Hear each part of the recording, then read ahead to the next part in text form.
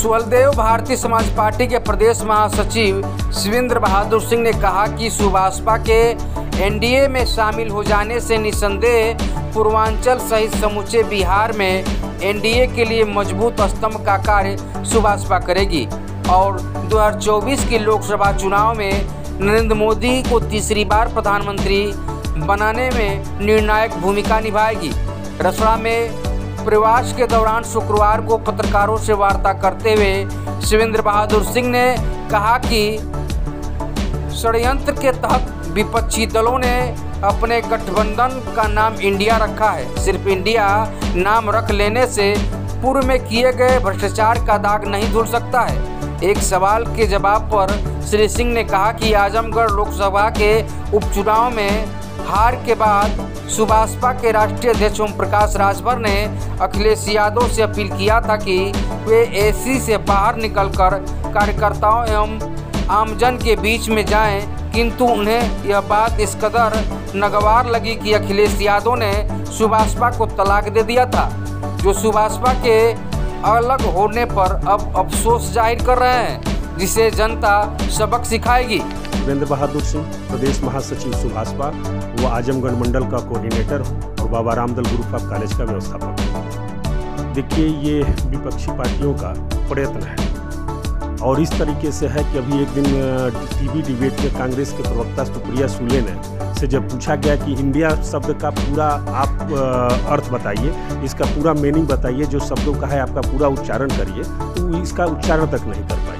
पहले भी दुरुपयोग होता आया है। आप देखिए, देश में ईस्ट इंडिया कंपनी के नाम से लोग बना के इस देश को गुलाम भी बनाने का काम किए हैं। आप अभी देखिए, इंडियन मुजाहिदीन के नाम से जो भारत में आतंकवादी गतिविधियाँ फैलाने का काम करता है, वो भी इंडिया शब्द का प्रयोग करता है। उसी तरह से दुरुपयोग करने के लिए विपक्ष की साजिश है। उनके पास न तो कोई मुद्दा है, न तो आंदोलन है, न तो जनता है। अब वो जान चुके हैं कि हमको अब सत्ता में आना नहीं है, इसलिए उलझुल अपनी हरकत करने से बाज नहीं आ रहा है।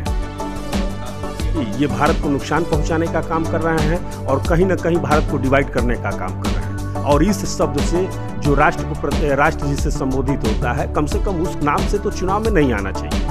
आप दूसरा नाम ले लीजिए। आप ही हम लोग कल्पना कर रहे हैं आपस में बैठ के।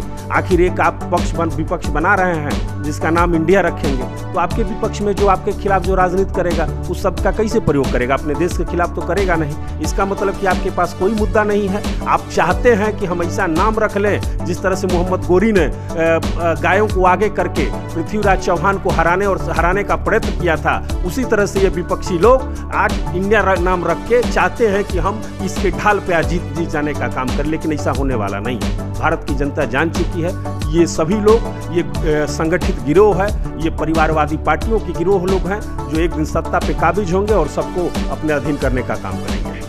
क्योंकि माननीय नेताजी का निर्देश है, हम लोग उत्तर प्रदेश की सभी 80 सीटों पे ही नहीं, बिहार की जो हम लोग की 60 सीटें हैं, लगभग 20 सीटों पे हम लोग के संगठन का काम चल रहा है। बिहार में भी आप उत्तर प्रदेश के अलावा बिहार में भी देखेंगे तो हम लोग का काम चल रहा है संगठन का। और नेताजी दृढ़ संकल्पित हैं कि हम लोग उत्तर प्रदेश की 80 सीट और बिहार की 40 सीट पे जो हमारी क्षमता है, उस क्षमता से हम लोग का काम करेंगे। अभी आप हम चूँकि आजमगढ़ मंडल के कोऑर्डिनेटर हैं, आप हमारे मंडल में देख सकते हैं कि हर जिले के हर ब्लॉक में समन्वय समिति बनी है। एक समिति में 11 लोग उसके अस्थायी सदस्य हैं और वो 11 लोग 5-5 लोगों की अन्य समिति बना के हम लोग अब बूथ स्तर पे अपना काम शुरू कर चुके हैं। नेताजी का निर्देश है कि हम लोग माननीय मोदी जी प्रधानमंत्री जी को अब पुनः 2024 में तीसरी बार कार्यकाल के लिए उनको प्रधानमंत्री बनाने के लिए पूरे जी जान और दमखम से लगना है और ऐसी बहुमत से सरकार बनाने का काम करना है कि विपक्षी जो साजिश कर रहे हैं उनका हौसला पस्त हो जाए।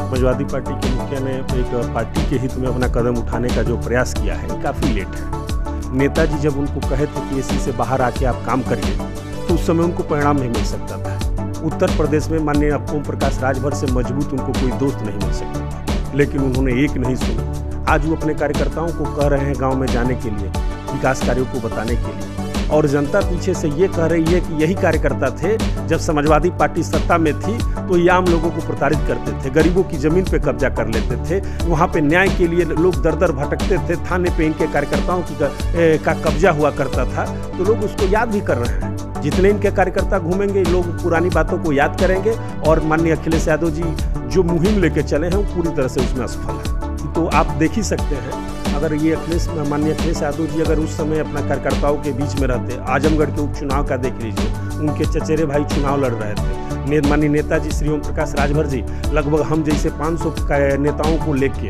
वहाँ 46-47 सेंटीग्रेड तापमान में रोज सबको निर्देश था कि आप कम से कम 3 से और 5 के बीच में सभा करेंगे। सभी लोग अपने संसाधन से, अपने गाड़ी से, जिसके पास 4 व्हीलर थी 4 व्हीलर से, जिसके पास मोटरसाइकिल थी मोटरसाइकिल से जाके सभा करते थे। और माननीय अखिलेश जी एक दिन भी वहाँ आने का काम नहीं किए और कुछ वोटों से वो सीट हार गई। इस बात पे नेताजी ने कहा कि अखिलेश जी को ऐसी से निकलना चाहिए। तो माननीय अखिलेश जी को बात बुरी लग गई और प्रेस मीडिया के सामने, आप लोग के सामने आके उन्होंने कहा कि सुभाषपा के राष्ट्रीय अध्यक्ष श्री ओम प्रकाश राजभर को मैंने तलाक दे दिया। मुखिया माननीय अखिलेश यादव जी कहें न कहें, आप समाजवादी पार्टी के एक एक कार्यकर्ताओं से पूछ लीजिएगा, उन सभी लोगों को खल रही है। उन सभी लोगों का इसका एहसास हो गया है कि पूर्वांचल में माननीय ओम प्रकाश राजभर जी हमसे हटे हैं और हमारी धरातल यहाँ से खिसक गई है। आप 2022 का चुनाव परिणाम देख लीजिए, आप पश्चिम से साफ थे, उनका जहाँ गढ़ था उनकी गढ़ई हो गई और पूर्वांचल में आके उनको जो सहारा मिला, जो उनको 48 से 125 पे लेके जाता। नहीं तो स्वतः मेरा मानना था कि अगर हमारी पार्टी उनके साथ नहीं रहती, माननीय ओम प्रकाश राजभर जैसे उनको दोस्त नहीं मिले होते, तो वो 48 से घट के 38 आ गए होते।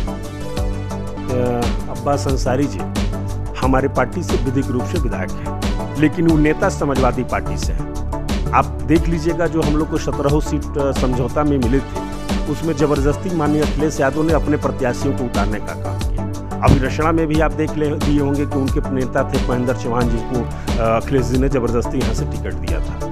तो ये गठबंधन का गलत दुरुपयोग करके अखिलेश यादव ने अपने नेताओं का हमारे सिंबल पे टिकट दिया, क्योंकि विधिक रूप से विधायक हमारे पार्टी के हैं, लेकिन नेता समाजवादी पार्टी के हैं। और वो एनडीए में रहना नहीं रहना वो उनका काम है, पार्टी उनके पीछे नहीं जा रही है। उनके ऊपर जो भी कानूनी कार्रवाई हो रही है उसके लिए वो स्वतः जिम्मेदार है।